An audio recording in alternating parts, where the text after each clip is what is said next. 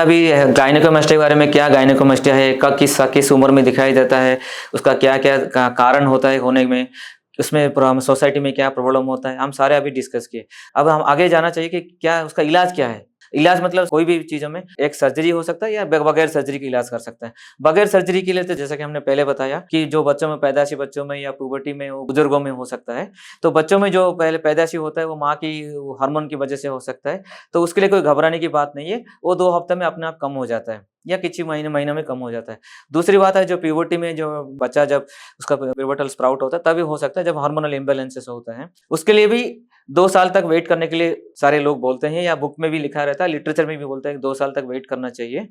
तो majority public जो आते हैं उसी एज में ग्रुप में आते हैं, जब उनका बढ़ गया है, थोड़ा चेस्ट बढ़ गया है, उसी वजह से उनका उसको मेजॉरिटी कारण क्या होता है ना, वो सोशल स्टिग्मा है, या वो डिप्रेशन में जाते हैं, या सोसाइटी में अपने आप को एडजस्ट नहीं कर पा रहे हैं, इसी वजह से आ रहे हैं। तो हम उनको सबसे पहले उस बच्चे को और उसको पेरेंट्स को, दोनों को हम काउंसिल करते हैं, क्योंकि पेरेंट्स भी नहीं समझते हैं कि बच्चे को तो कुछ हुआ नहीं, क्यों बच्चा ऐसा कंप्लेन कर रहा है।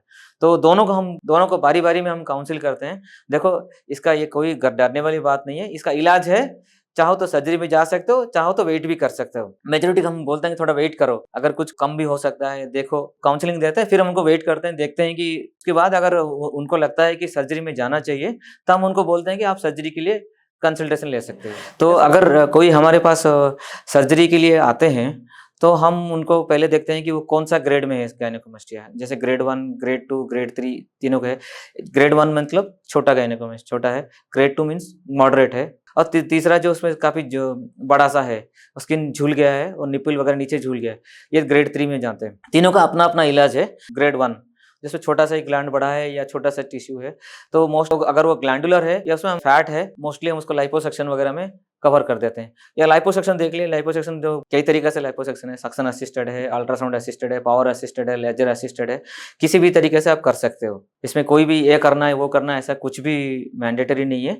जिसमें आप कंफर्ट हो, जिसमें अच्छा लगता है, जिसमें रिजल्ट अच्छा है, वो आप जा सकते हो करने। तीसरा बात है, लोग हमेशा से पूछते हैं कि कहीं निशान तो नहीं रह जाएगा, क्योंकि वो कॉस्मेटिक सर्जरी के लिए आते हैं, तो सबसे बड़ा क्वेरी रहता है ये कि कहीं निशान तो नहीं रह जाएगा, मेरा छाती के ऊपर कहीं निशान तो नहीं, वो कहीं निशान नहीं रहता है। वो जो निप्पल और एरियोला और स्किन की जंक्शन में हम इंसिजन देते हैं, कोई स्टिचेस लाइन नहीं रहता है, कोई स्किन का कोई मार्जिन को कुछ भी खराब नहीं दिखता है। ये ग्रेड 1 जो छोटा सर्जरी है, छोटा ब्रेस्ट है, उसमें इधर आप लाइपोसक्शन से ज़्यादा ग्लैंड है तो फैट है, तो आप लाइपोसक्शन से करके वो नीचे का ब्रेस्ट का साइज छोटा कर सकते हैं। अगर उसमें जैसे कि ज़्यादा क्रॉनिक हो गया, जैसे कई सालों में रह गया, तो उसमें ग्लैंडुलर टिश्यू और फैट टिश्यू कम हो जाते हैं, तो उसमें हम छोटा सा इंसिजन देके, जो दिखता भी नहीं, छोटा सा इंसिजन देके उसको ग्लैंड का टिश्यू बाहर निकाल देते हैं। वो ग्रेड 1 में करते हैं। ग्रेड 2 जो है वो मीडियम साइज का होता है, ज़्यादातर लोग ग्रेड 2 में ही आते हैं। उसी का भी इलाज वही है मोस्टली। अगर ज़्यादा ग्लैंड है तो हम छोटा सा निक देके वो ग्लैंड टिश्यू निकाल देते हैं, और साथ वो छाती का जो कॉन्टोरिंग करने के लिए हम साथ लाइपोसक्शन भी करते हैं। लाइपोसक्शन में आप अल्ट्रासाउंड कर सकते हो, पावर असिस्टेड लाइपोसक्शन कर सकते हो, या आप सक्शन असिस्टेड ले सकते हो, कोई भी लाइपोसक्शन कैसे कर सकते हो। तीसरा कैटेगरी है ग्रेड 3, जो बहुत बड़ा है और ग्लैंड नीचे की तरफ झुक गया है पूरा। उसमें क्या करते हैं ना, उसमें स्किन बहुत ज़्यादा एक्सेस होता है। उसका 2 तरीका होता है। एक तरीका क्या होता है ना, आपका स्किन का एक्सरसाइज करके एक्सेस स्किन निकाल के वो जो निप्पल और एरियल है उसको हम दोबारा छाती पे इम्प्लांट करते हैं, स्किन ग्राफ्ट की तरह। उसको फ्री निप्पल ग्राफ्ट बोलते हैं।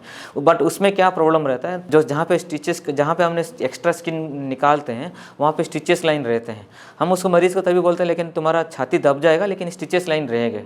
अगर आपको वो पसंद है तो हम वो सर्जरी करेंगे, नहीं तो दूसरा तरीका है क्या है, आजकल कई जगह में, और हम लोग भी वही चीज़ों को एक्सेप्ट करते हैं, क्योंकि लोग कभी भी एक्सेप्ट नहीं करते हैं, 90% लोग एक्सेप्ट नहीं करते हैं उसमें कोई भी निशान नहीं रहना है।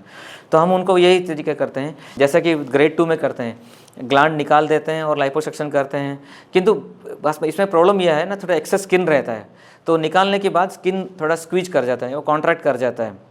उसका हम 3 से 6 महीना वेट करते हैं, देखते हैं कि वो स्किन, अगर उसका कॉन्टूर प्रॉपरली वो स्किन मैनेज हो गया तो छोड़ देते हैं। अगर लगता है कि वो स्किन थोड़ा रिंकलिंग है या बढ़ गया है या वो थोड़ा सैगिंग है, फिर दोबारा हम उसको लाइपोसक्शन करके स्किन को कॉन्टूरिंग करते हैं।